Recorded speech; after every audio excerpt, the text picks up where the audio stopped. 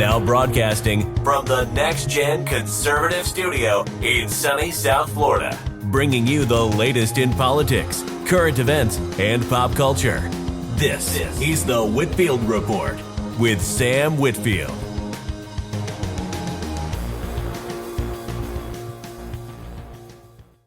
Welcome to the Thursday edition of the Whitfield Report.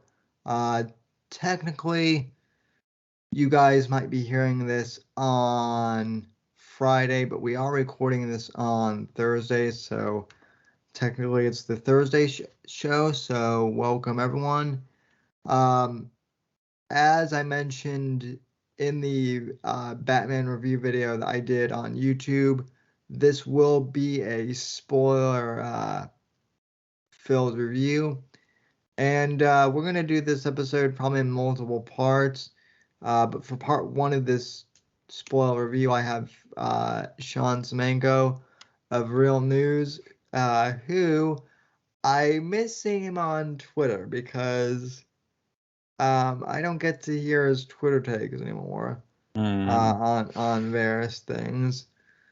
But you know, I've been talking to a lot of people on Twitter about the Batman, and I've gotten some pretty hot takes from people. I think some people are surprised I like this movie as much as I do.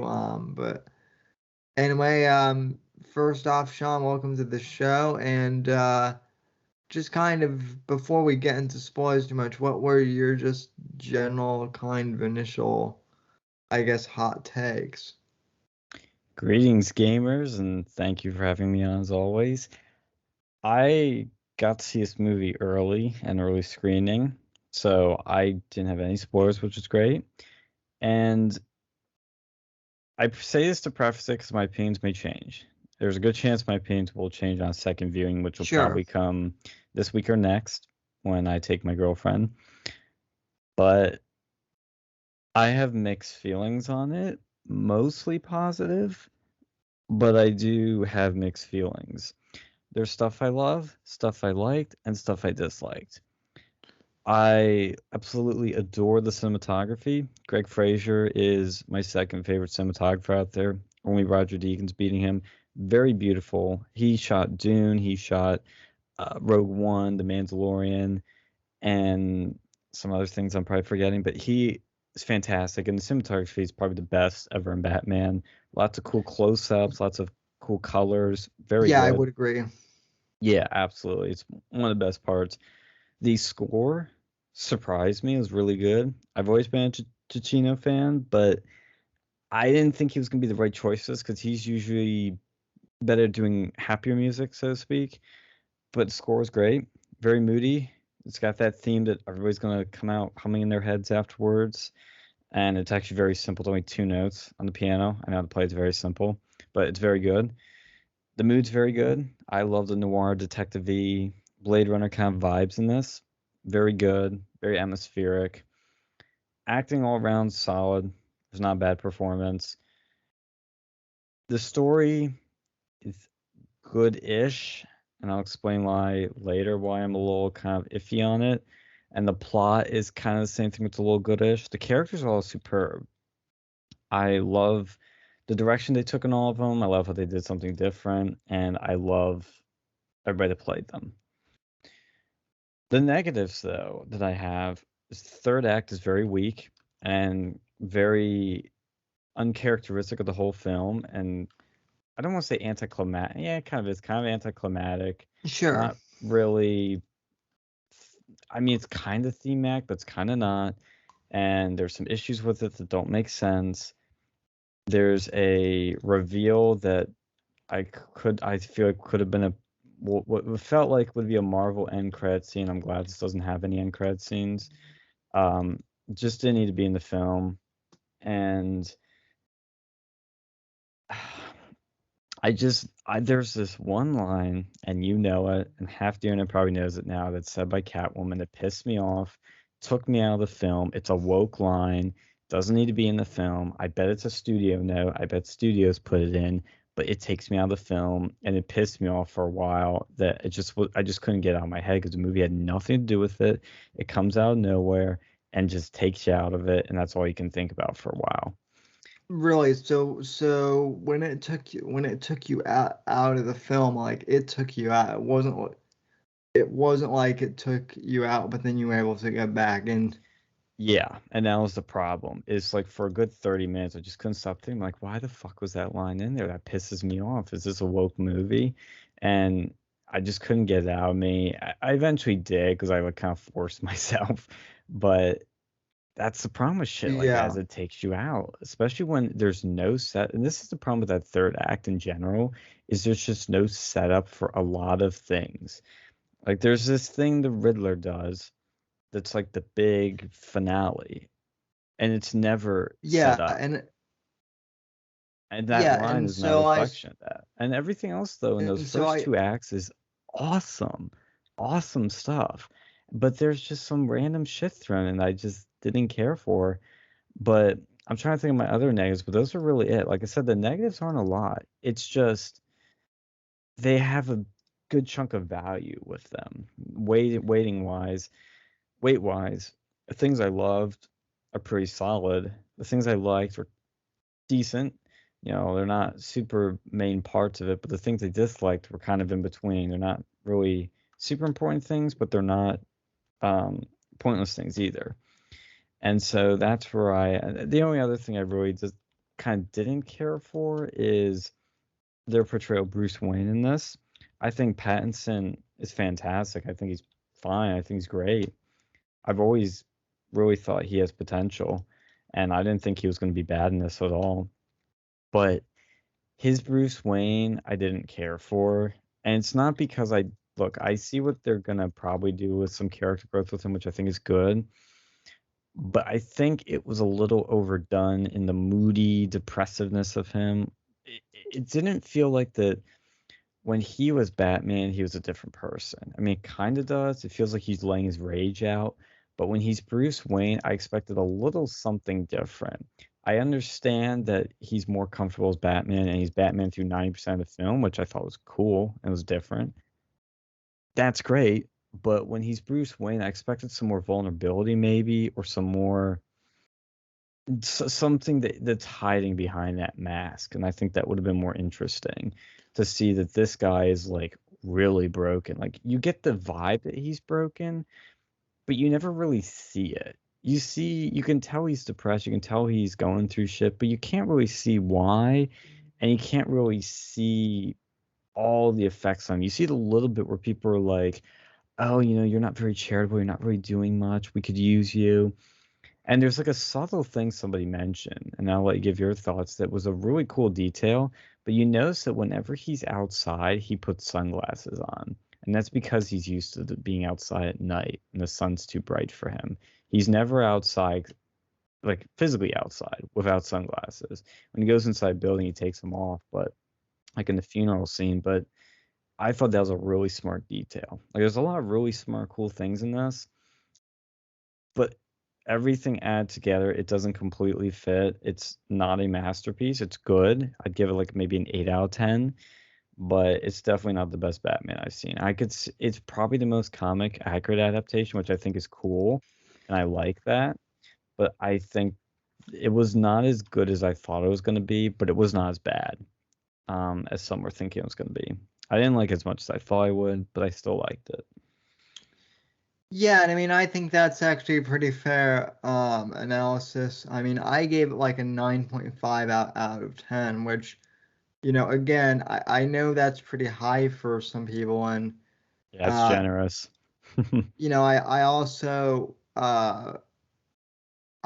know that, well, I mean, I guess so. Let me kind of explain that because I didn't really explain it too much in the spoiler, free video, but like, so, and you and I have talked about this in general, but like nowadays, like I rarely go to the movies at all. Like, if I can stream a movie, like on HBO Max, I would rather do that, than than go. And it's not because I'm antisocial, it's just because like, even with like matinee shows, like you're still spending like, $20 for two people, which, granted, isn't bad, but like I can, that's just for like one movie, and um, you can rent like three movies for that, like on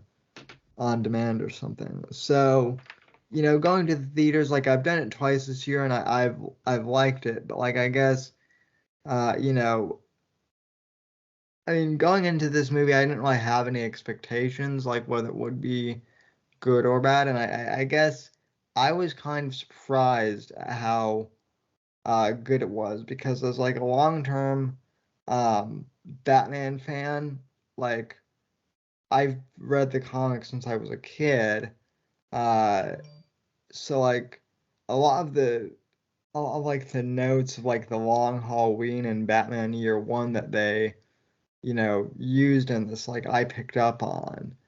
And so as far as like the influence of the comic books, like, it was definitely recognized, which I really loved in this one, because I feel like with the Christopher Nolan films, like as great as they are, they were kind of doing their own thing. Yeah. And so the fact that this was like, really like attempting to be, comic book accurate. Like again, it wasn't perfect, but like they made a damn good effort. So I have to give them props on that. Um, you know, like you said, the cinematography was like was gorgeous. And I have to say that that is like the one thing that like really sucked me in, was like I felt like I was in Gotham. You know, I didn't Yeah. I didn't feel like I was, in New York masquerading as Gotham, or that I was in Chicago masquerading as Gotham. I felt that I was like in Gotham City proper. And I do like how they kind of made the city like a character in the film in of itself. Which is usually the case with these Blade Runner noir type things, which is what they were going for, and I think that works really Right. well. Um, and as far as Pattinson goes, like Pattinson. honest, yeah, Pattinson, as I call him. Um, you know, I know that people were making fun of him, being like, "Oh, this is gonna be, Twilight sparkly Batman," and it's like, ever since Daniel Craig like basically blew everyone's mind with how good he was as James Bond, like I try not to jump the shark, because I'm kind of like, okay, well, so and so might surprise you, he and Robert Pattinson definitely did. I wouldn't say that he's the best Batman, but he potentially could be in future films. I just think it's really still too easy. It's really still too early to tell. But I like his depiction of as Batman. I also I liked how this was the first time we've actually seen Batman be through and through a detective of a detective story. I know Yeah, that's being said a lot about this, but it is true because you see that in Dark Knight a little bit. You see that in other ones a little bit, but you don't see a full-on detective story where they're hunting clues and trying to find the killer and they finally find him. And that's again one of the problems I do have, which I'll get into. Can we go into spoilers now, or are we sure, gonna do a spoiler sure. free? Yeah, we can go full on into spoilers. So Okay, so spoiler warning, 100% spoilers. This is where things get anticlimactic for me is at the end because the Riddler's introduced, and I think the Riddler, by the way, best version of the Riddler by far. I oh am like, yeah. I mean, this is how the Riddler he's basically the Zodiac killer, and I think that works really well because it's scary, it's realistic without being this goofy sort of Jim Carrey version that's just doesn't really work for me. I like my Batman serious with comic relief, but like serious and grounded and Yeah. realistic. I think that's where a lot of superhero movies should go, but I'm just not into the whole fantastical superhero thing. And Neither am I. yeah, so that's why Batman's always been my favorite. But and it's also darker, which makes it my favorite. But I love the Riddler. I think Paul Dano was great. I don't think he was amazing. I feel like there's just enough of him that he gives a great performance, but I wanted more out of it. It feels like, it felt like to me a lot of times there wasn't really a lot of the audience for participation. What I mean by that is when Batman finds these clues, he figures out like right then and there most of the time. I mean, there's times and it works and it's good where you kind of don't know what the fuck these clues mean and it's still kind of lingering in that. And there's some twists with that, like the L and the La part that the Penguin figures like that stuff's good. I just didn't feel like there was enough for the audience to kind of piece things together.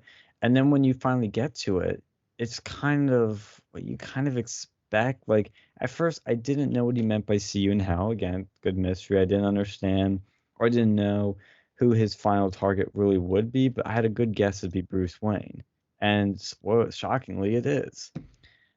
But the problem I have is that by the end of it, that's not like the real end goal with him. The end goal is he wants to flood the city. And there's no setup. I didn't know Gotham had seawalls until he told us.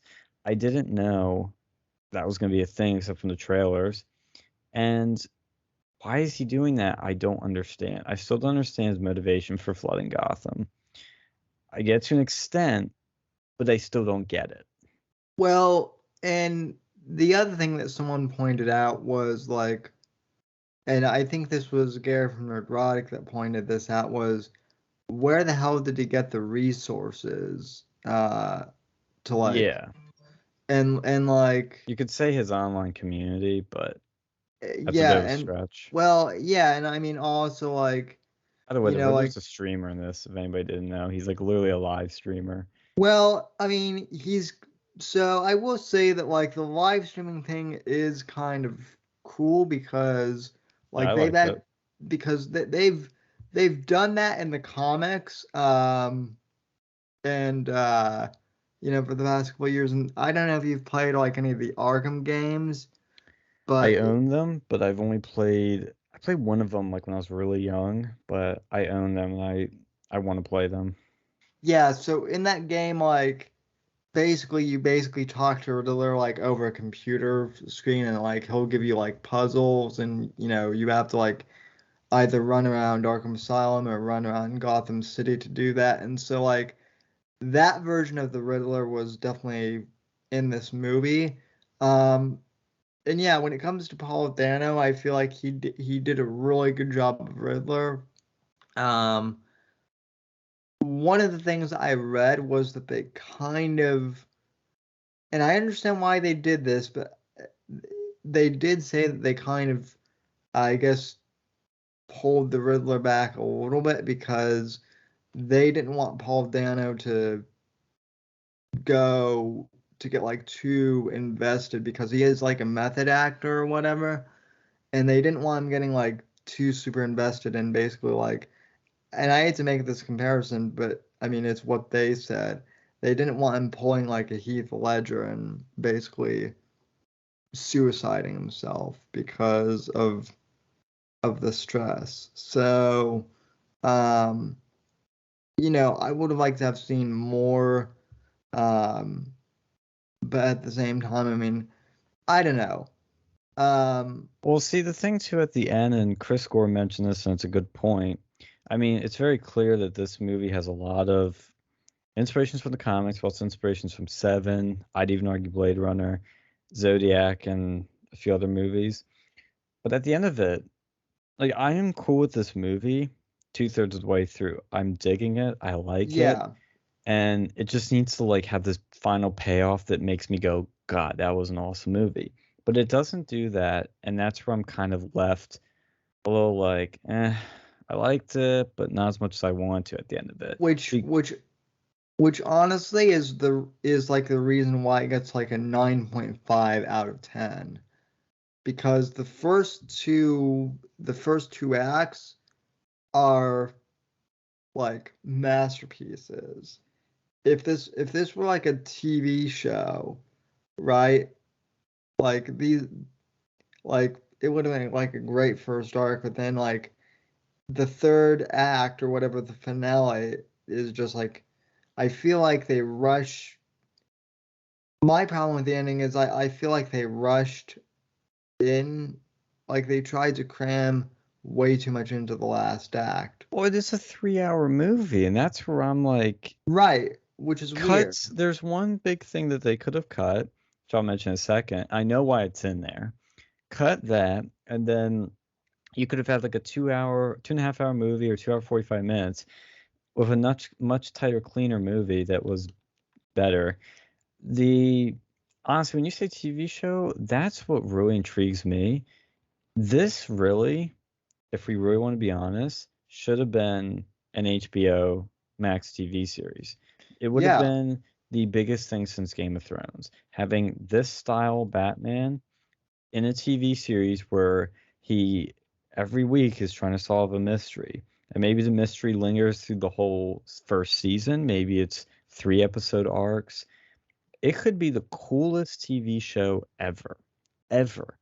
I mean, it would be so good seeing this Batman in a TV setting with big HBO budget, Game of Thrones budget thrown at it, and this talent involved. It would be fantastic. Like I would love the shit out of that, and it yeah, would be the one of the most successful TV shows of all time. It just would be.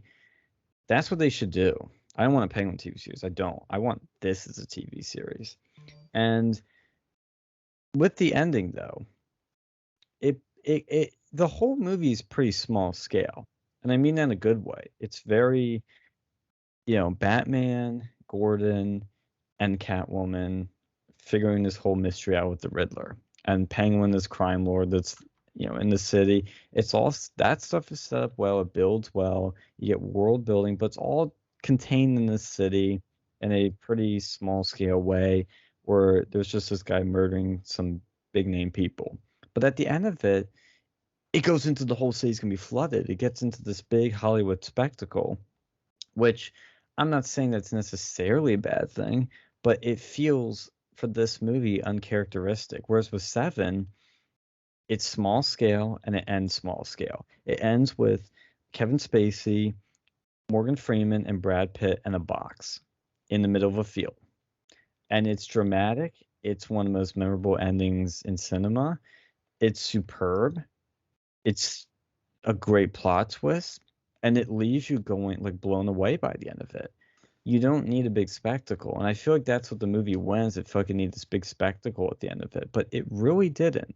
I think what they were going for was Batman starting off very reclusive and just kicking people's ass and ruling by fear. But by the end of it, he realizes I need to put fear into the criminals, but I also need to give the people hope. I need to give them a symbol. And he's sort of developing the idea of what Batman is, which, the Dark Knight trilogy does, and this does, which is cool. But it didn't really. At first, I didn't realize that's what it was trying to say until I thought about it later.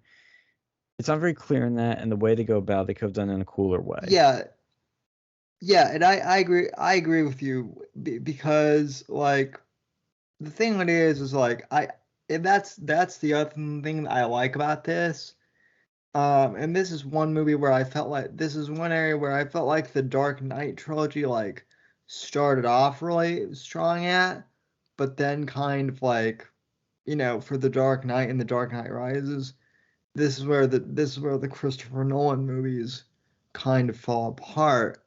Was the idea of like Batman being, a terrifying symbol to criminals, like the scene at like in the beginning of the Batman where like you see all the criminals, Yeah, that they was just see cool. the bat signal and they just like start pissing themselves, and like Batman's not even there, but just like the idea that he could be there is just terrifying.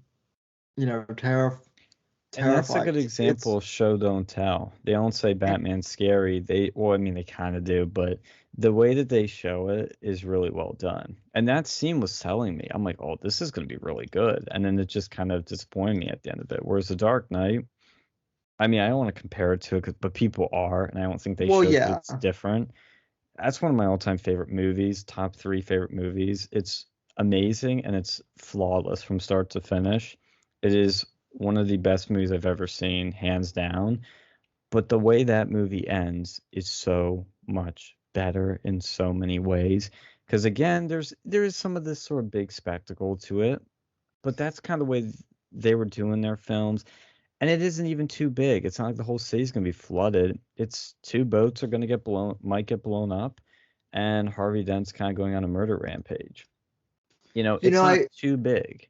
It's it's it's contained enough, and then it ends with Batman doing something heroic that you would have never expected, which is he takes the blame for Harvey's murders because that's the hero he needs to be, is somebody who's willing to do the hard things to become a villain, and because that's what Gotham deserves, but that's not the hero they need at the end. Everybody knows that line because it's such a powerful idea and message that's unique that you don't see any other superhero doing, and it's just it's one of the best endings I've seen, and this ending is just kind of meh. And I think part of the problem with that is, especially in this third act, is the whole sort of revisionist history of the Waynes. I didn't really like that. I don't know if that's a comic. Was that in the comics at all? That sort of idea that they the Waynes weren't that great? well, okay, so the Wayne thing is interesting because they've kind of changed it throughout the decades. Mm, So okay, so a few things. One, kind of just going off your Dark Knight comment, it's interesting because like I used to agree with you that the Dark Knight was flawless, but then I watched a few reviews where I'm like, oh yeah, the Dark Knight still has flaws. What's funny is the flaws that the Dark Knight has are flaws that were addressed perfectly here in the Batman, and then vice versa, if that makes sense. yeah. Like, No, I mean, it does have flaws, don't get me wrong, but they're just so small that it doesn't matter to me.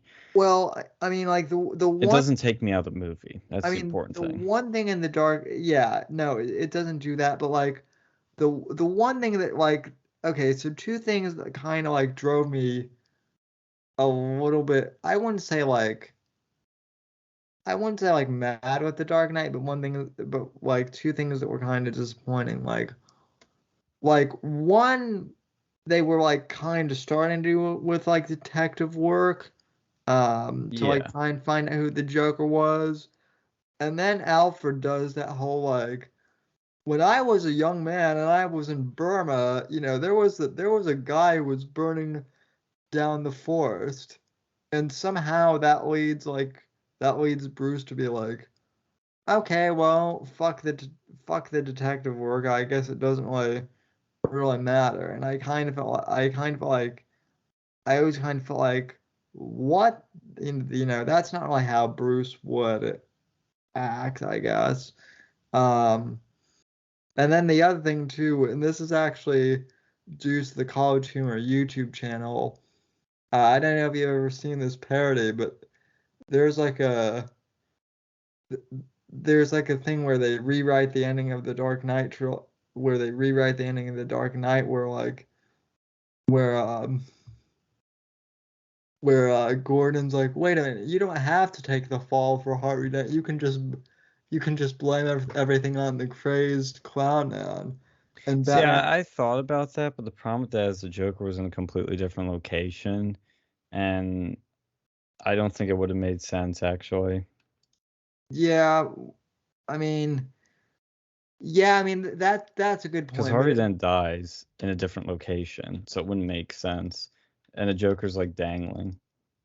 Yeah, that's a good point. But I mean, again, those are just like two very minor flaws I have with The Dark Knight, right? Other than that, it is a perfect movie. Now, as far as like the world building in this one, like with the mob and whatnot, I really adore that because like in the comics, especially like in the 80s during Batman Year One, like before like you get the rogues gallery, so to speak, like the mob in Gotham is like Batman's main, like antagonist for like the first like roughly 2 to 3 years of his career. And so the fact that they really focused on that, and like and then introduced the later the Riddler kind of as an element, outside that was really good. Yeah, I Um, like that. But then there's a thing that doesn't make sense with that they do in this movie is after the car chase with Penguin, which I didn't think it was as great as people say it is, honestly. I thought it was goodish, but it's kind of like the way the camera was working, I couldn't really tell what was going on sometimes, and wasn't as thrilling as I thought it would be.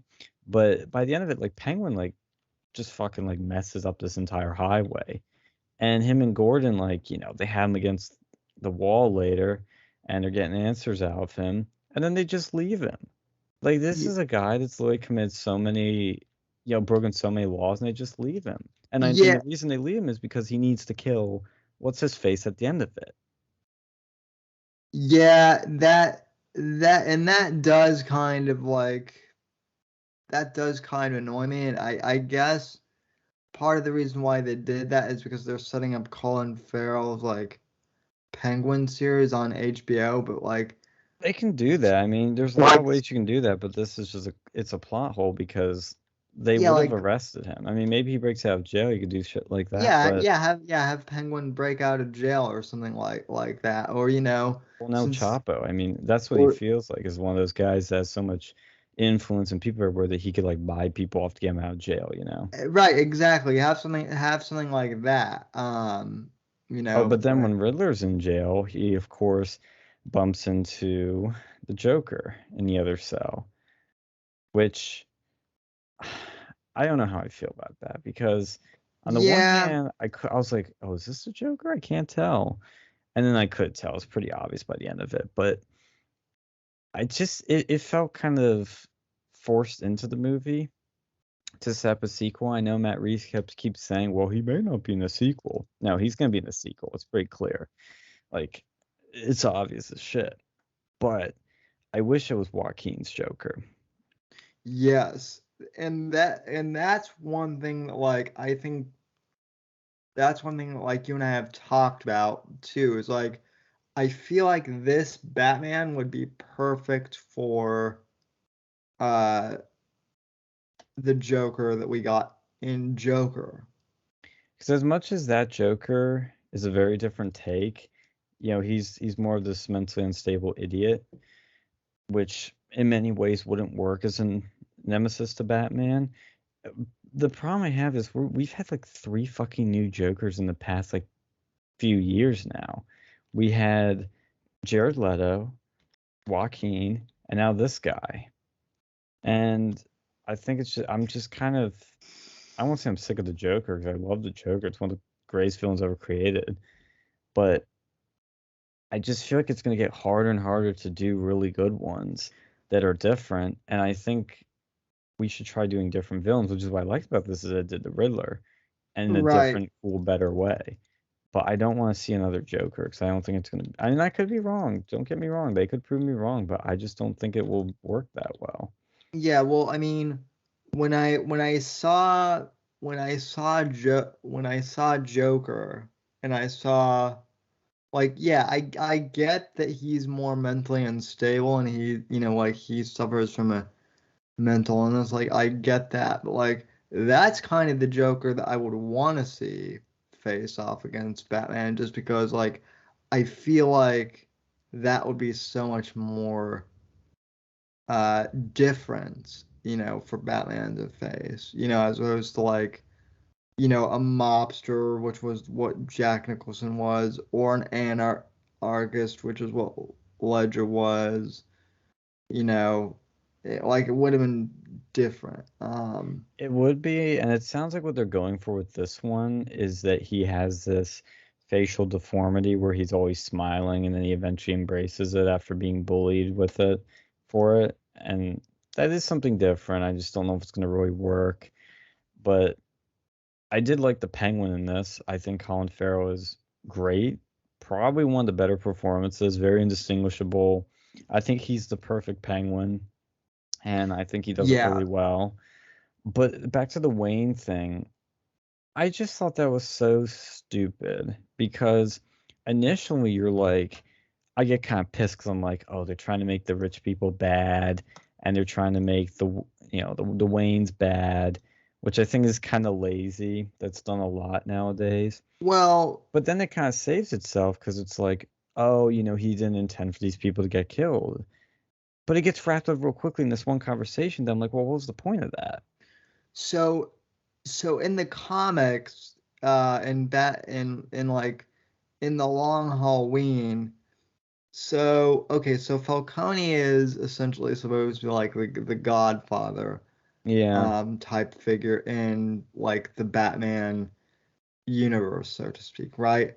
yeah, And the fact that they killed him off so early in this, I mean, they didn't kill him off early in the movie, but I mean, I guess like he should have stuck around for one more movie, I feel like, because in the comics, like he's actually a very important, you know, character, and I feel like they kind of killed him off a little too early on in the series, but anyway, so like the whole part about him like going to Thomas Wayne for help because he got shot and Thomas Wayne um like saved his life, like that all that all happened in the comics, and the way that Alfred explains that to Bruce in the comics was, well, your dad was a doctor, he was a surgeon,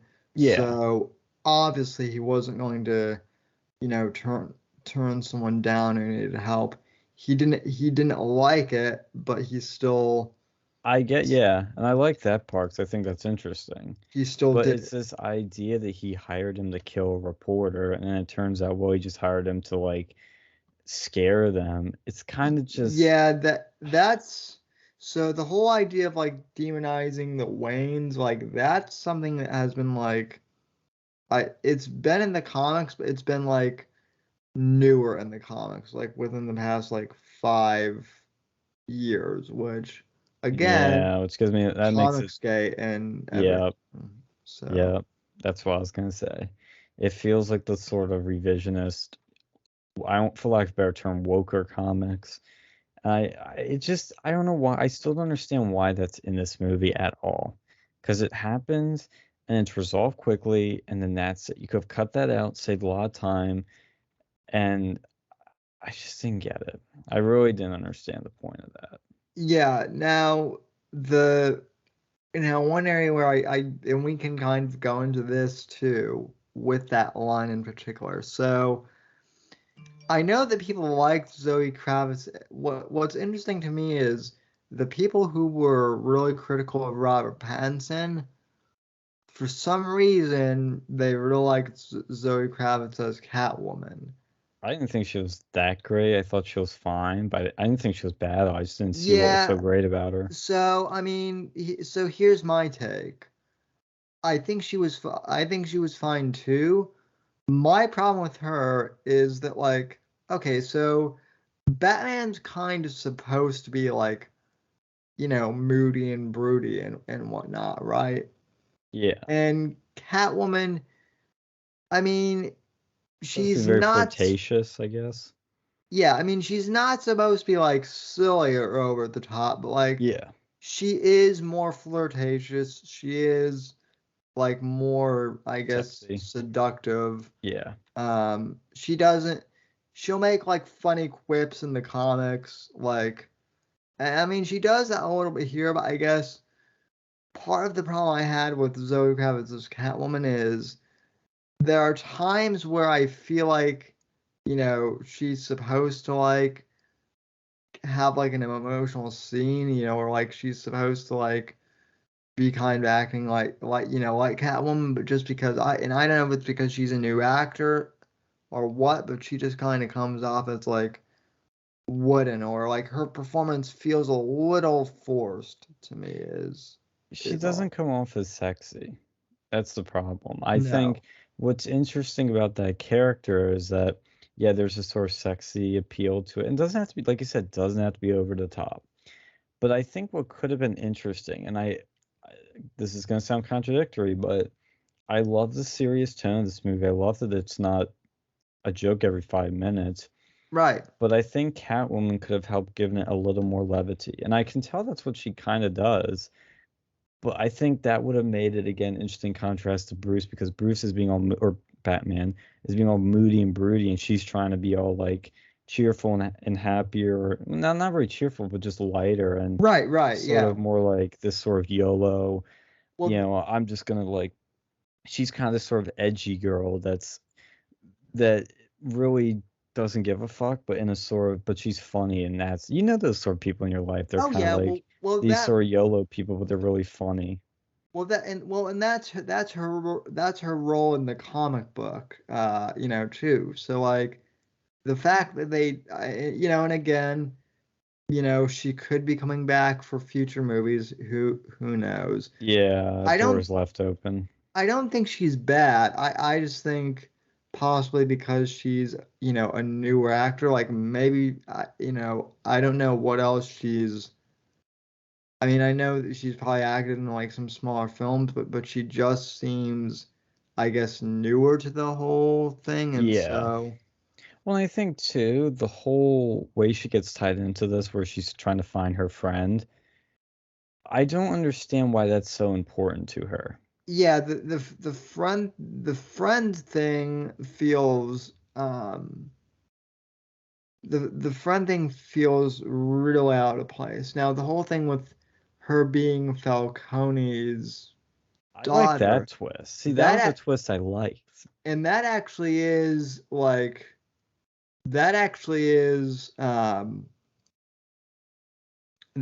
is from the comics, but she doesn't get to confront him in the comics about that. What happens is he gets assassinated later on by the Penguin, and then like she finds out like years later through like a paternity, through like some DNA test, like she's, like his daughter or something. Right. It's I think it's handled fine here. I just think the friend thing to be her Yeah, motivation to getting into this was weak, because you're like, well, who is this friend? Why should I give a shit? I mean, I have lots of friends. I mean, if they died, I'd be sad, but I'm not going to go out my way like this to like hunt down the killer, because that's the cop's job. And it just didn't like, if this was a friend who, if there was, if you found out later, like the friend like saved her from Falcone or something, right. or if it was her sister, or if it was her mother, like there could have been just something else that makes it more like, oh shit, I feel bad for her. She should really do that. It just felt weird. And Yeah, then, there's it's no there's mhm. no emotional stake with the friend. That's the whole problem in that third act, is that there felt like no stakes. Because if the Riddler's already in jail, if Batman's gonna be fine. By the end of it, I'm just like, okay, Batman's just gotta, finish this shit up, and that's it. Like, there's no stakes, and that makes the third act kind of boring then, and not boring in the sense of like I'm like literally bored, but just not exciting. And whereas in the beginning, it's very exciting because you don't know who's gonna get killed next, and there's all this other shit going on, but it's just very fell flat there, and I don't know what they were thinking, honestly. And with Catwoman, to wrap my thoughts up with her, that woke line just pisses me the fuck off, because it doesn't need to be in the movie. If it was in Yes, the movie, I would have like literally added an extra point or half a point to my score for this, because it just so takes me out of it and it's stupid.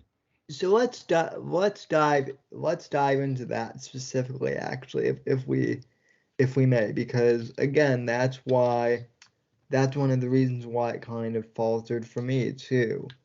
Um, so that line, a bunch of, she makes the comment about how, there are a bunch of rich white, men in Gotham, or something to that effect, right? Well, this is the thing, is it's really one word that makes this sting. It's Yeah, white. If you just said rich men or rich people, it would have been fine. Literally would have been fine. It still kind of comes out left field, but it would have been fine. It's the fact that it makes it racial that yeah, is not necessary and pisses me off. Because Catwoman, throughout this whole thing, she doesn't do any I mean, she does steal money from the criminals, but you don't get the sense that she's this sort of I hate the rich or I'm a social justice warrior. You just get the sense that she's poor, trying to make ends meet, but right. she works her way into the mob and takes their money. And that's fine. That is fine, and I like that. The fact that they had to make it about rich white men is stupid and I doesn't need to be there. And it just took in my theater too. I was just kind of like, fuck this. Fuck that. Like in my head, I'm like that. But one person in my theater was like, ah, like almost sort of cheering at it, but nobody else was. It was just such a bullshit line. And I just don't get it. And it just really annoyed me. But I had to keep saying to myself, okay, it's just one line. It's just one line. It's just one line. It's just one line. Don't let it kill the whole movie, but it is what it is. I didn't think the movie would be woke, and I don't think it is, but that makes me question it. And if that line wasn't there, I wouldn't have started questioning it. Okay, okay. So here are my thoughts on the line. So, because it did bother me too, but it bothered me for a different reason. Well, okay, it bothered me for the same reason and for the different reason too. So, which are kind of the same thing. It's kind of weird. So, okay, so that line about the rich, people, like, minus the one word, which is white, that line that she gives is right out of The Long Halloween. Like Mm, like literally minus that one word, it's like word for word. So I'm like, oh, cool. Like, whoever like wrote the script, like, they really did read the comic book. Like, this is cool. And then like she adds in like the white thing, and I'm like, wait, why,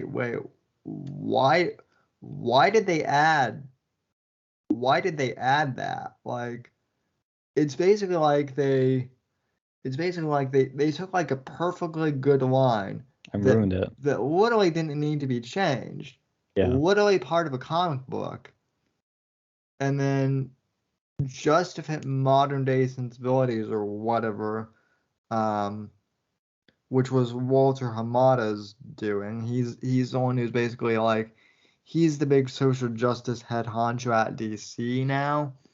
So, and he was an executive producer. Because I did stay and watch the end credits, and once I saw his name under like executive producer, I'm like, oh, that's where that line came from. Mm, But yeah, like it was funny because like there were like, and granted, I'm in Florida, so pretty conservative state, but like there were like a couple of groans from people, even from some of the black people in the theater. Like there was this one black guy who actually was like, who was like it was like, man, we don't need to be talking about race in a Batman movie. true. I just I came here with my family. This was like afterwards. I overheard him. He's like, Man, I just want to go to the movies to escape from from the world, like not be reminded of all this, you And know. that's why it pissed me off. It's like So, real, yeah. I mean, so true. Because that's kind of the tricky thing with this movie is on the one hand, it's very reflective of the world we live in, and that's why I like, but it's also why I don't like. So I'm like, I don't want to live in that world of movies. But yeah, that was just well, I mean,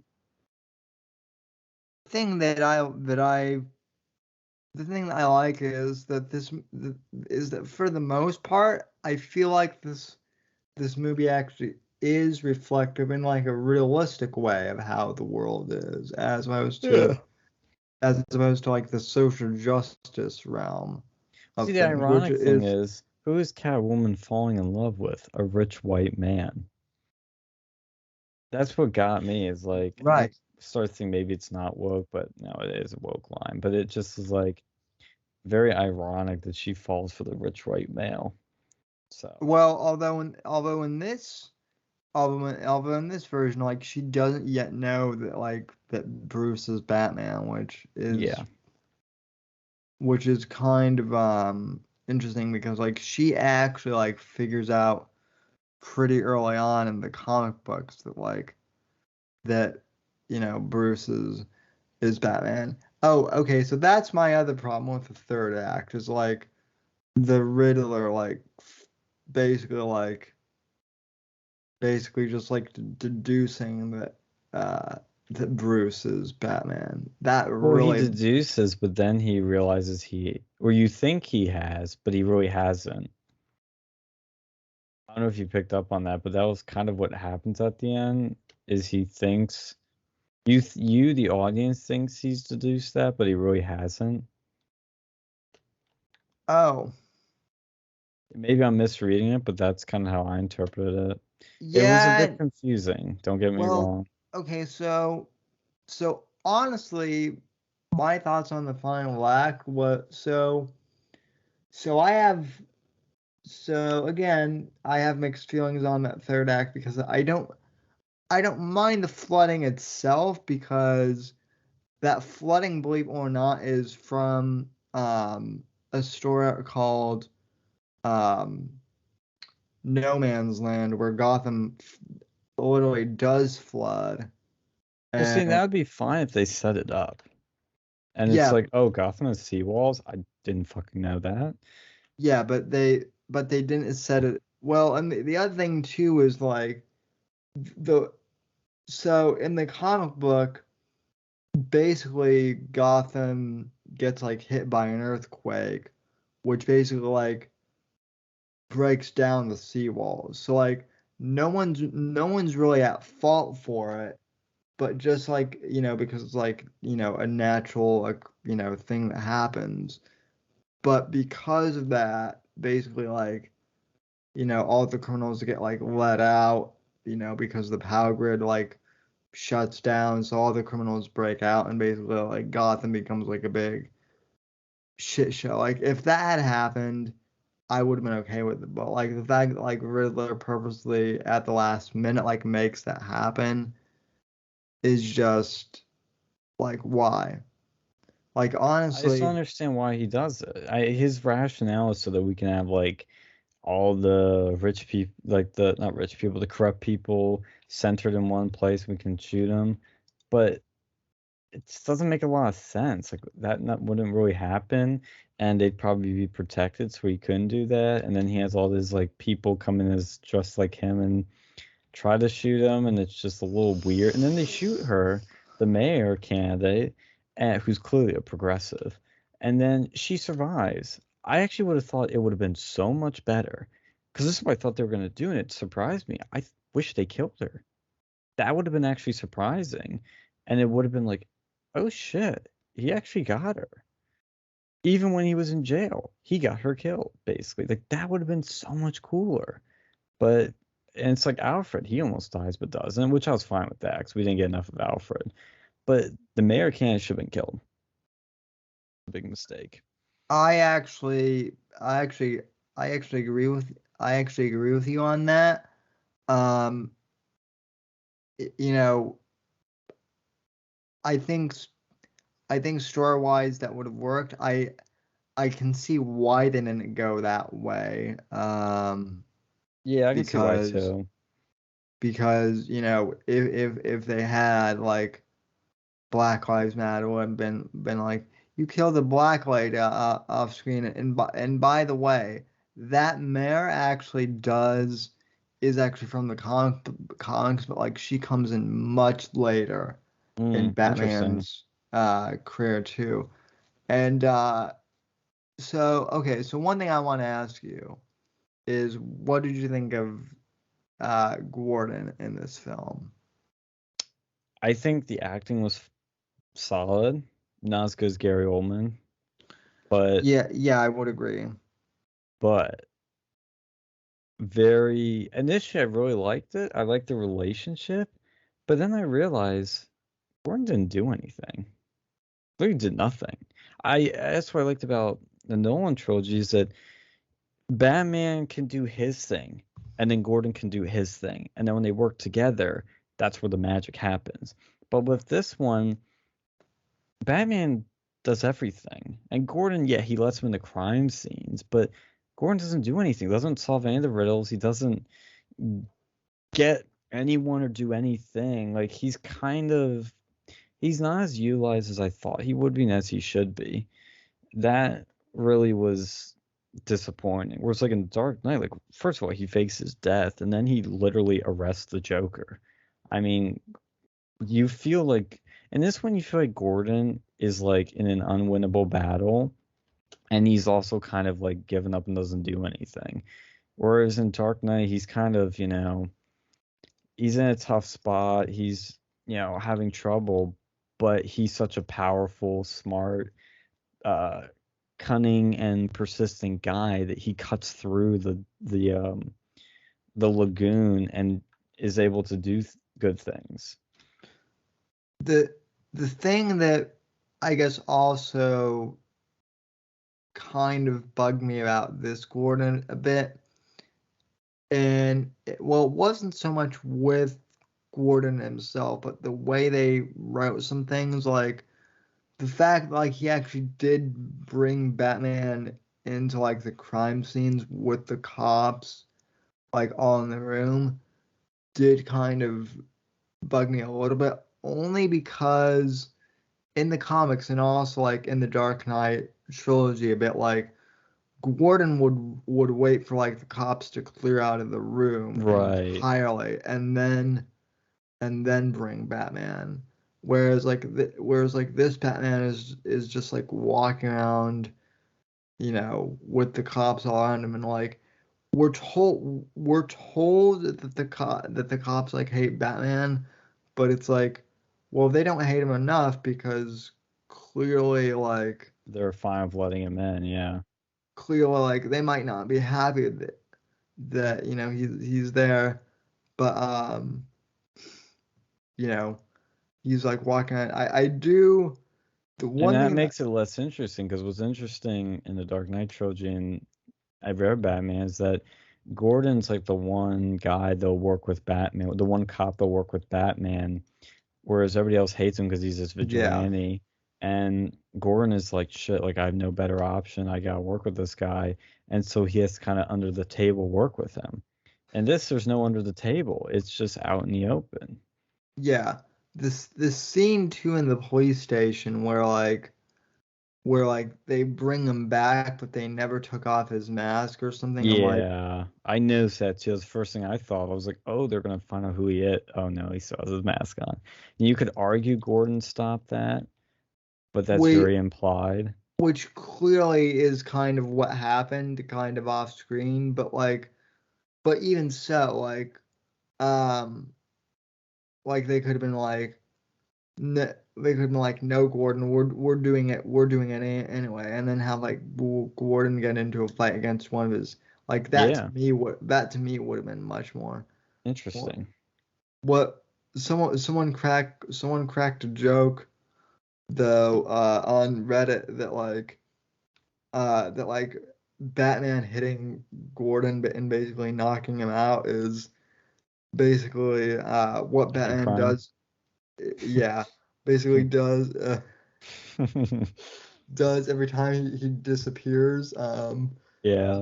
And that's why we I mean I do like the fact though that we also get like a Batman who doesn't like quite know how to like Yeah. just disappear like that yet and like Yeah.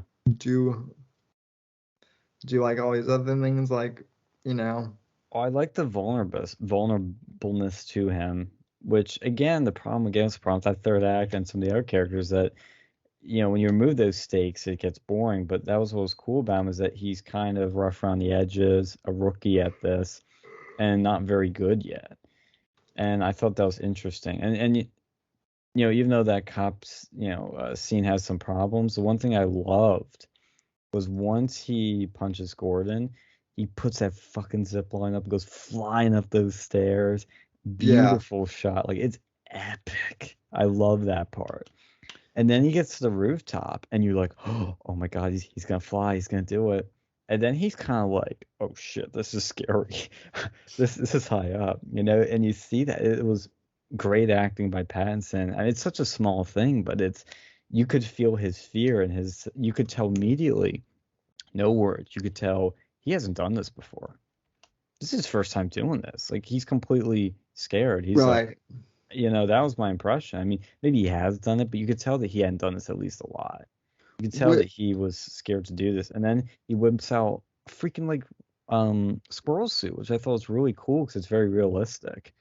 Now, how he crashes is a little defying physics because he somehow survives that. But that was my only problem with that scene. But I thought his flight was really cool. I wish it went a little bit longer, but when he crashes, I like that he crashed. I just didn't like how he crashed because he literally like flings up and hits a fucking like metal bridge, and he's just fine after that. Yeah, yeah, yeah, that was kind of It's that was in cartoonish. yeah, that was kind of a little ridiculous. And my mom and I were in the theater next to each other, and she leans over to me and goes, "If that were actually in real life and he had hit a bridge like that, he'd be dead." Yeah, Uh, yeah. uh, I don't like when but movies do that because it's such an easy thing you could have fixed.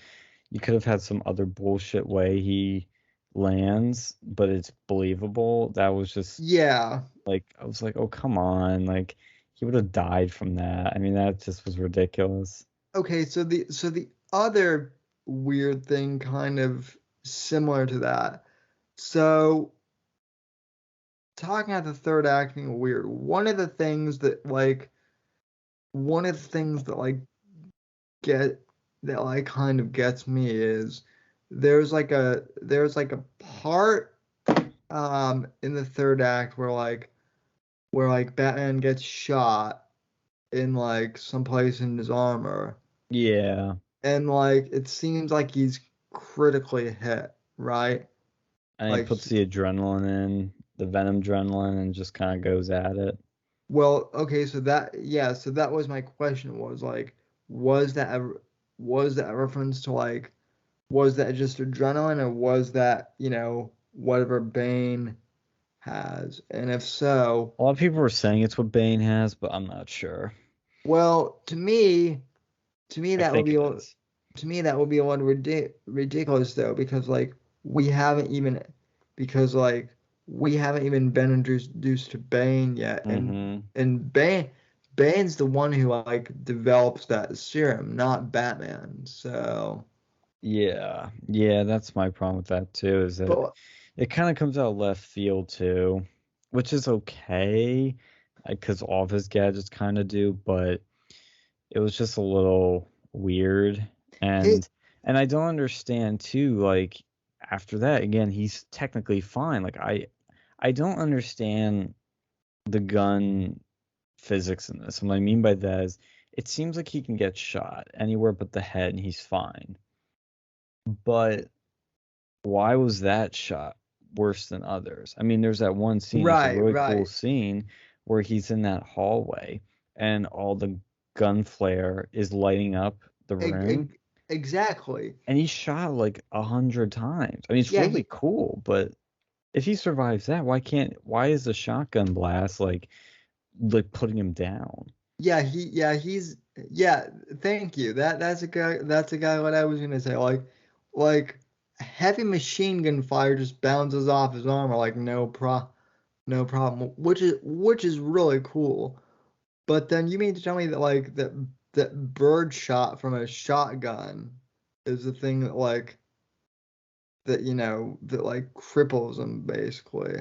Like you could argue his armor was weakened by that point. I guess you could argue that, but Yeah, but I mean not.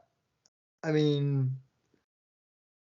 Yeah, I guess so, but even so, it's like I would have believed that if it were if it were like a higher caliber, yeah. not birdshot or whatever he got shot with.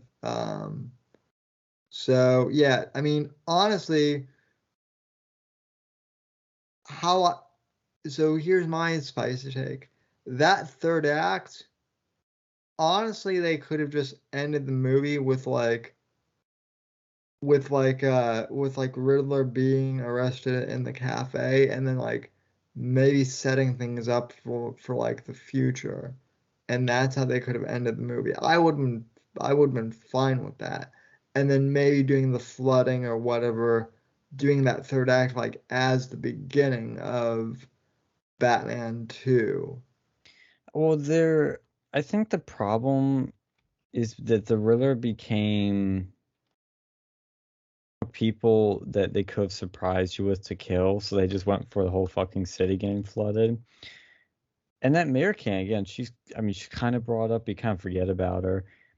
I would have liked some sort of surprise with the Riddler at the end. That was the problem, is there really wasn't. And that really gets to the general problem with this movie, is that there's nothing that blew me away. There was nothing really new or fresh. I mean, was it a fresh take on Batman? Kind of. Like we hadn't seen this on screen before, but as you said, it's very comics accurate. There was nothing that blew me away. The It didn't need to serial be a lot. It just needed to be one thing. It could have been some sort of good twist at the end. It could have been some sort of good surprise kill or something. I don't know what it would have been. I mean, I'll be honest, but that is what it needs to really sell me at the end of it.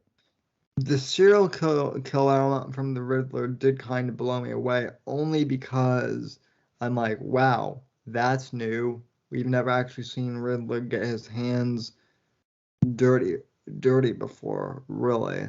So I did like that element, but again, just I feel like, I almost feel like, and this is something that unfortunately has happened a lot since The Dark Knight is. I feel like Heath Ledger set the bar so high Yeah. that they kind of tried to make Riddler into like a wannabe Joker with like the high stakes at the end because I'm like those those high stakes to destroy the city, like that's not a Riddler thing to do. That's a Joker thing. Yeah, and it just again that third act just feels so like different from the rest of the movie. You know what I Ironic, mean? It feels like somebody different wrote it. It's just so weird. yeah, ironically, even though it's you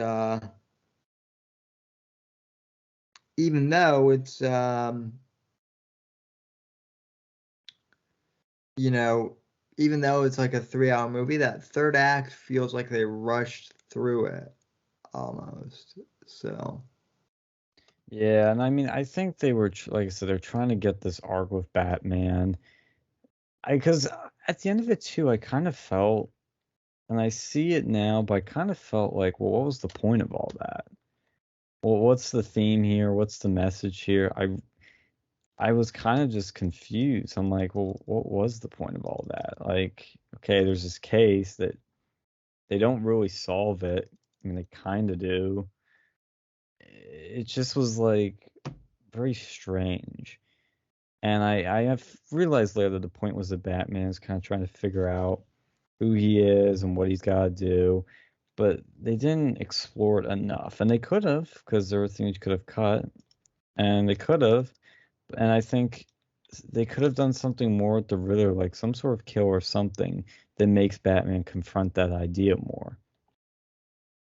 I Like, mean, it could have been just more creative. I think that's really what I'm trying to say is that the Yeah. ending felt very sort of lazy, typical Hollywood, and not interesting or creative, which the rest of the movie was shaping towards that.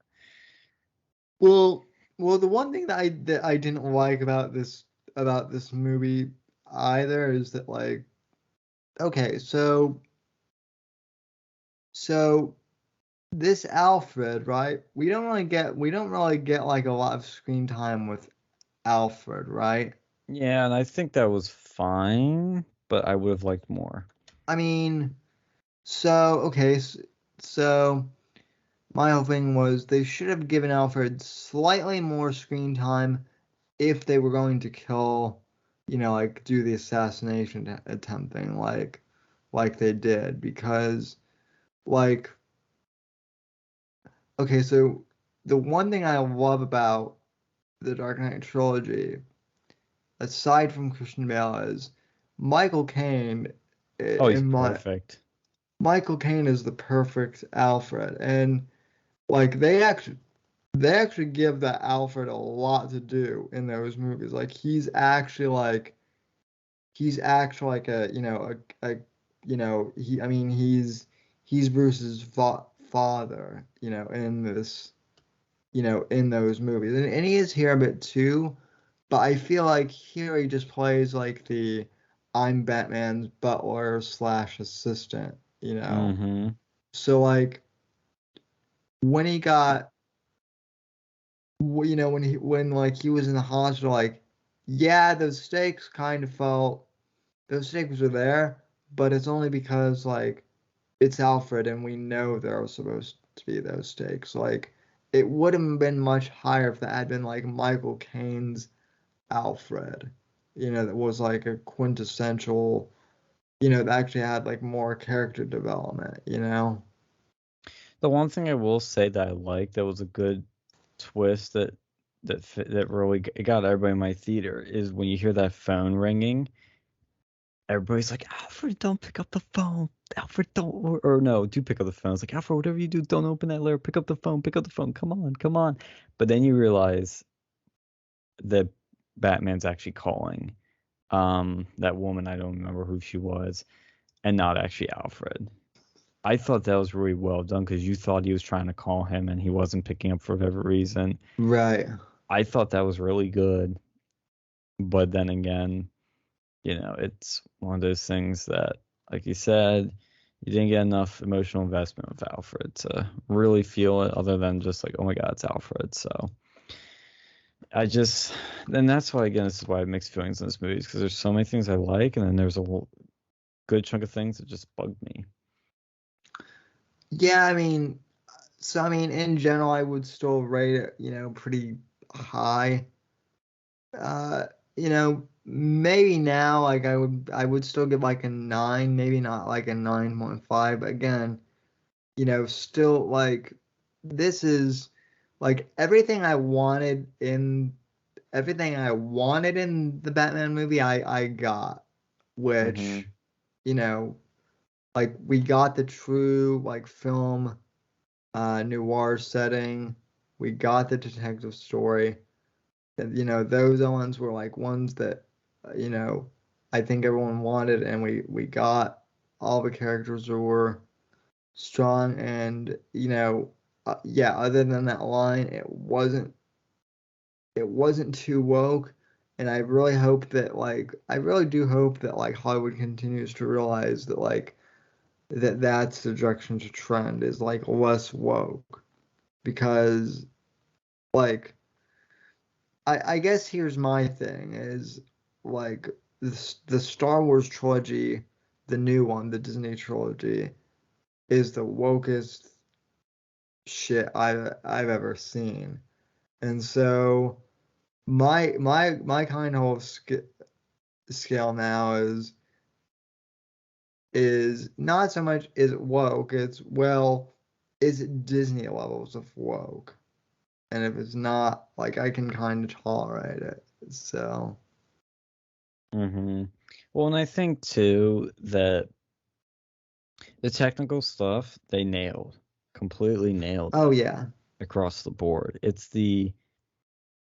characters they mostly nailed, but it's the storytelling and the plot, which is the most important thing, is where I had the issues. So I Yeah, just it kind of frustrated me for that reason, is because and disappointed me because it had everything there. Like most of the ingredients were there. I just don't understand why I couldn't stick the landing at the end. I do kind of feel like also you mentioned the Batmobile. I feel like that scene was way too short, or I feel like Mm-hmm. I feel like they could have used that Batmobile just more in general. Look wise, that's my favorite Batmobile on screen, but we didn't get enough of it in my book. Oh yeah. I think I wasn't the biggest fan of its looks, but I think, like you said, was kind of underused. I mean, I liked it. The one thing that bugged me about the Dark Knight trilogy was the Tumbler or whatever it's called, Mm-hmm.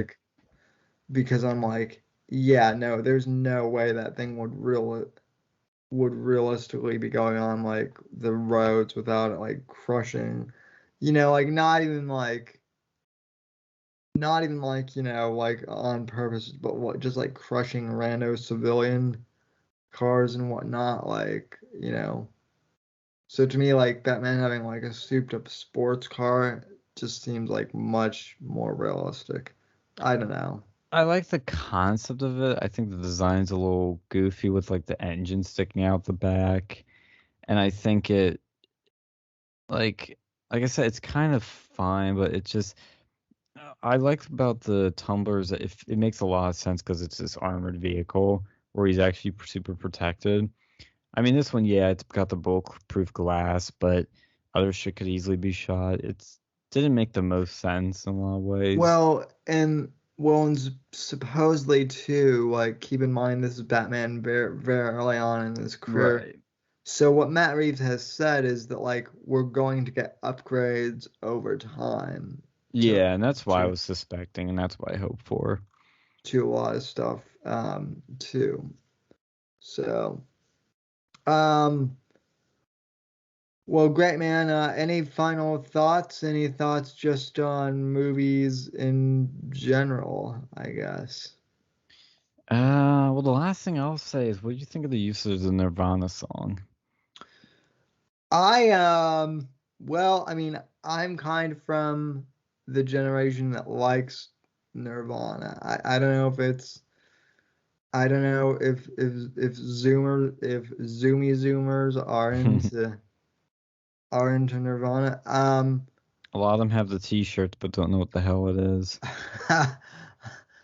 You know, I was kind of worried about it, because I was kind of like, oh great, just another excuse to use a Nirvana song for a nostalgia. But the way they like incorporated it in, it was actually like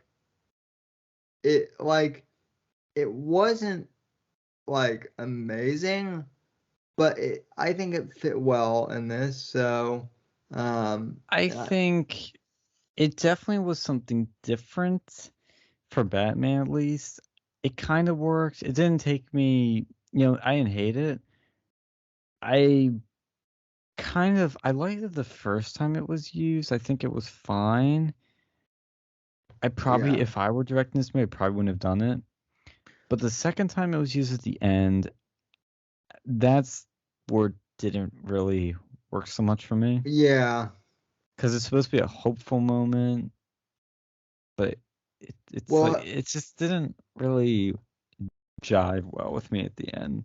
well, I am glad that they used something in the way as opposed to something like smells like Teen Spirit, or something that's like, I mean, something in the way is like, I guess a popular song. Well, I mean, that whole Nevermind album is, but like I guess I'm glad that they used that song off of it as opposed to like something else. You know what I No, mean? me too. I think it works super well in the trailer. Like it's perfect in the trailer. Um, I just think didn't it didn't fit the second time. They used it once, I would have been fine with it. The fact they used it again made me kind of like, I don't know. Again, I have to see this movie again to really have better opinions, but I also think, again, going back to Bruce a bit, it made it feel a little bit too emo, a little bit too, like I said, Bruce being. I joked about with you. I'm like, he seems like an emo with the hair. Like I called it, Yeah, and other people said that after. I think they did that a little too much. It was just, and I get that he's young. yeah, It's just a little too much. I think he displayed depression extremely well with this sort of quiet, low spoken voice sort of way. Like I said, his acting wasn't the problem. I just think it was you didn't see enough of his pain in a more colorful way that would have shown more sides to it. It felt very sort of one dimensional. and that is one thing that like I kind of hope we get in future films too, um like the one thing I hate that they do with Robert Pattinson is they always do this thing where like in all of his movies they give him like this messy hair look. Mm, And it bothers me because like in real life, when he's just being Robert Pattinson, he actually, like he actually like his hairstyle I guess is like not like super coiffed, but it's like it's normal, right? Like yeah.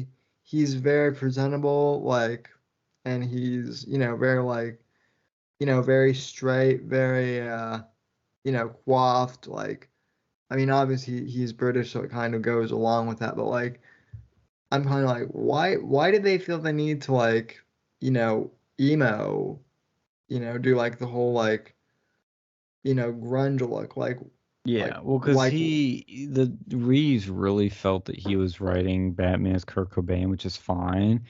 But like I said, it's overdone. Yeah, I mean, like emotionally, yes, I get that, but like look wise, like have Batman have Bruce look a little bit like a billionaire, a little bit. Well, that So was the thing. He felt like just a kid. Yeah, I get it, he's younger, but he didn't feel like a rich kid. He felt like a grungy middle class kid, or even he didn't really feel rich until he shows up to a funeral, in a suit. But yeah, I totally agree. And yeah, it's just, and that's literally my whole feelings of this is it just doesn't quite work as well as I wanted it to.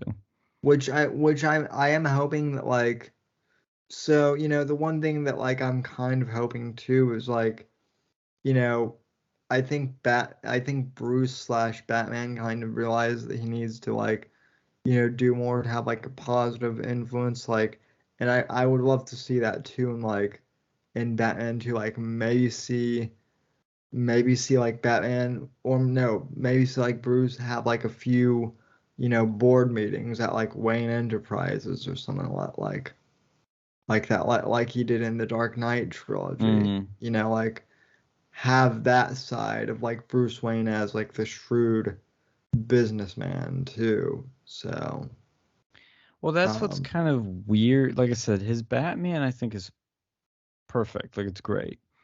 The Bruce didn't feel like Bruce enough. Like I get the difference of it. I like that it was different, but it didn't feel like a different Bruce. It just felt like somebody else. If they had like, cause like you say, he doesn't feel like he's rich at all. I just don't.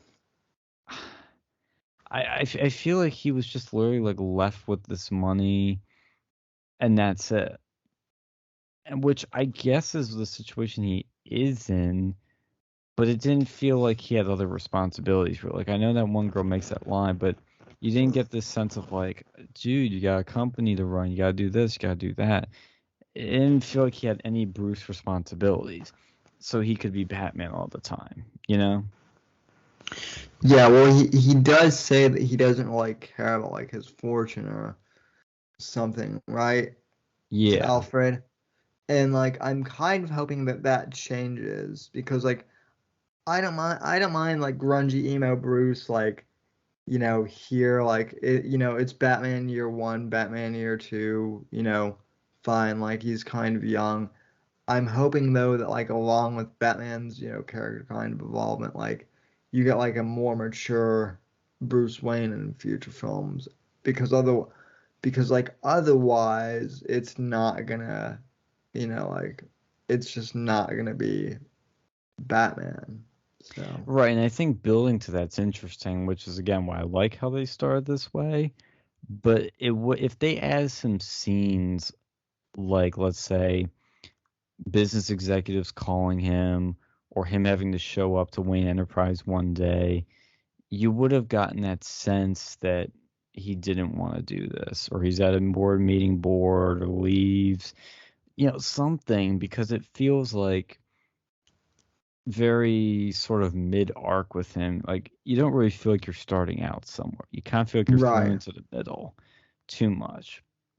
If they thrown you in where he's trying to do that stuff, but then doesn't want to, realizes like, yeah, this really isn't what I want to do, would have made a lot more sense. Yeah. Um, That's all my thoughts. I encourage people to see it though in theaters. It's an awesome theater experience. I saw it in the yeah. Dolby Atmos theater. It was really awesome, and so you Oh, could really feel nice. the atmosphere. Like I said, there's a Oh, lot to like, but there's enough things to dislike that don't that make this one kind of a one good but not great or amazing film for me. one thing that I love in this movie too, aside from aside from the music, is the use of sound effects. Oh, it's great. Yeah, And the it, technical like stuff is just amazing. specifically like the use of like Batman's you know, footsteps too, and like how they were like dark and brooding, and like, you can before you even see before you even see him, like you can hear him, Hmm. like enter a room, and like, criminals just start, panicking.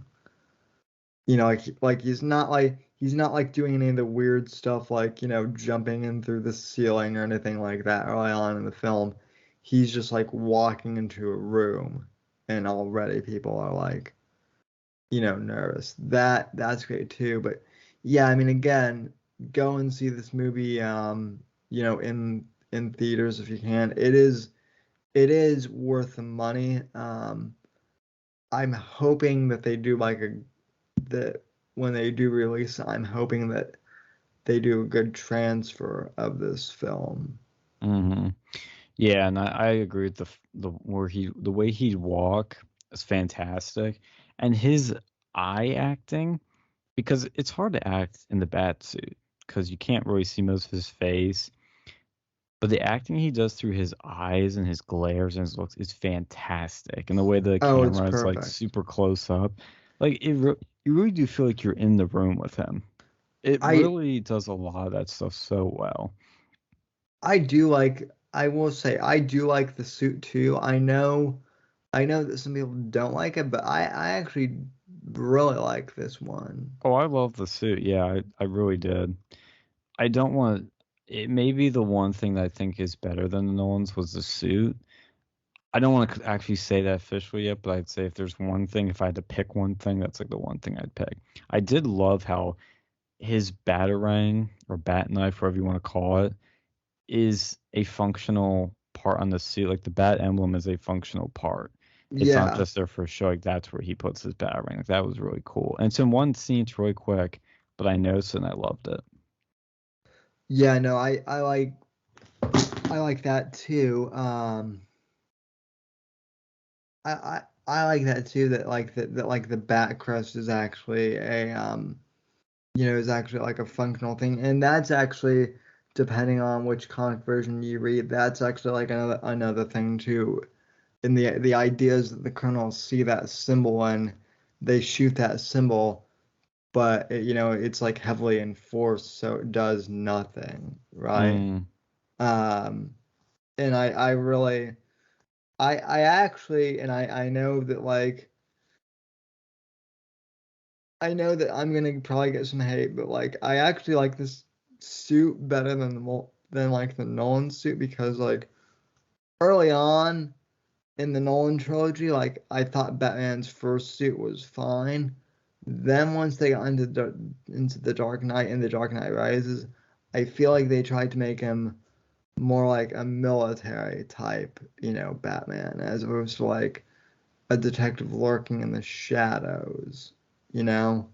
And so the fact that Well, and I so the like fact that both those takes, honestly, and that's why I still like this movie, and I wish it was improved, is because I love how these are told two similar yet very different takes on him, yeah.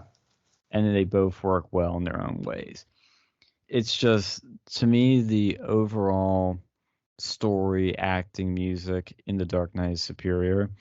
Even though, like I said, the music in this is really good, the acting's really good. It's just not at that level, especially the story and the plot. If the plot and the story had a wow factor at the end of it, I would have rated this so much higher. Cut the woke shit, have some sort of wow factor ending that's simple but blows you away, like the ending of Seven, would have sold me. Yeah. And that's how this could have been powerful, but it lacks that powerful punch at the end, which makes it a little hollow for me, a little just eh. But the one thing I did get from this, I thought, and this is the last thing I'll finally say, they make Batman feel so much more like a freak in this, you know? I don't know if you got that vibe, but I was kind of just like, this motherfucker's walking around a bat suit. This is like, you kind of step back and think how crazy this actually is, and how, I don't Yeah. want to say silly in a negative way, but you're just like, this is like, and this guy's got issues. And I thought that was really good, because you Well, don't really yeah. feel that normally. I thought that was really good. And the side characters, the way they acted, like, oh, you can let this freak into the crime scene, like that sort of stuff helped build it really well. I mean, that was the one thing that was really good Well, too. and that's one thing that is one thing that I said to my mom that I liked about this one is like, yeah, clearly Bruce Wayne, like, even in like the comic books, like clearly Bruce Wayne has issues. He dresses up in a giant bat suit, and fight, which again is one reason why I think the whole which again is one reason why I think the whole you know, like I would love to see Battinson face off against Joaquin's Joker, because I kind of feel like in a weird way they're opposite, but they are kind of similar. You know what I mean? Where like they're both kind of slightly unhinged mentally, and so I think that would just be really fun to watch. But Mm-hmm. I don't Yeah, know. I agree. Um, and kind of, oh, the other thing that I like in this film is that we don't we don't actually see the murder of Thomas and Martha Wayne in this film. Yeah. And I like that Batman is also kind of established. We don't need yet another origin story of Batman. Yeah, no, I like that too. I like that it knows what it is, and again, that's part of what it does differently, is that it's almost like an episode of Batman. It's a comic number 76 of Batman. It's not his origin story. Yeah. Again, Well, there's a lot of things in this movie that's different that I really like. I genuinely do. yeah. So, but anyway, well, I guess we'll have to you know, uh see what happens in the future. I Because there would will be a be trilogy, apparently. That's what I've heard. Oh yeah, there's going to be a trilogy. The other thing too, I know it's a bit late, kind of not like right now, but one thing I am going to do is I'm going to do a review of Dune at some point, and I would love to have you Uh, on. you know I will be all giddy to do that. I would love to have you on for that, particularly because like I never took you as like a Dune guy, I but never read the book. I knew nothing about well, it. well, I, neither did I. yeah, Um, I mean, I literally came in that movie cold. I wanted to. That's the thing. Like I was thinking of reading the book before it, but I decided not to because I wanted to experience the film as much as like to its fullest potential. I'm such a big Denis fan. He's my favorite director. Just nobody except Christopher Nolan comes close. And I say favorite, I mean favorite working living director. He is by far my favorite. And after Sicario, Arrival, and Blade Runner, I'm just like, this guy doesn't miss, and he gets better and better. So I came into this with high expectations, but I was like, I know this is gonna be good. I'm just wondering how good it was. And when I saw it, I'm like, yeah, it was pretty good. I thought it was I didn't think it was as sorry. I at first thought it wasn't as good as I thought it was going to be, but then the more I thought about it, I loved it. It grew on me pretty quickly. Yeah, same here.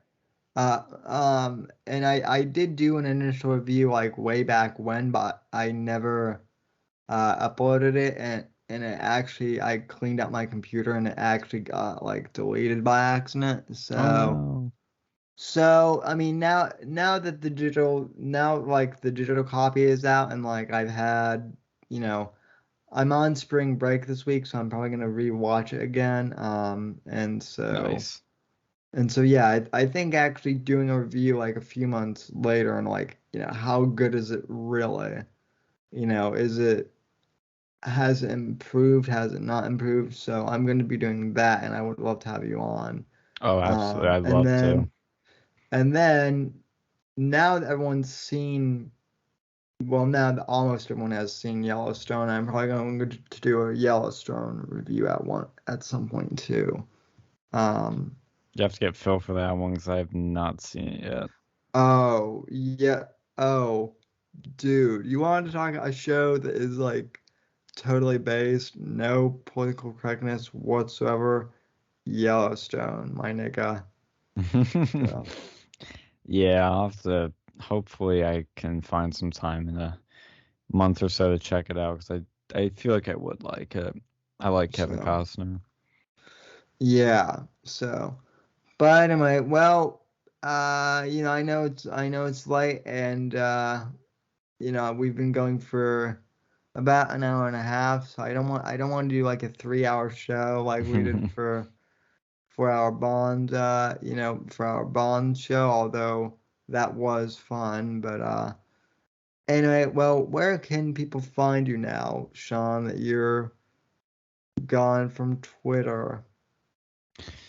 That's a good question, man. Yeah, I think the only places you can find me is Gab and all the Uncensored America shit. If you go to uncensoredamerica.us, that is the website for my organization, my free speech organization. That's kind of what it's the only thing I can tweet out of now and operate from is the accounts for that. But my personal stuff, it's only on Gab, and I don't really use it much because Gab is pretty boring, frankly. As much as I love uh, the product, it's just the people on it are boring, and it's an echo chamber. But Yeah. I'm on Facebook. That's it, really. Being Hope my Twitter taken away, really. It's just, I miss it.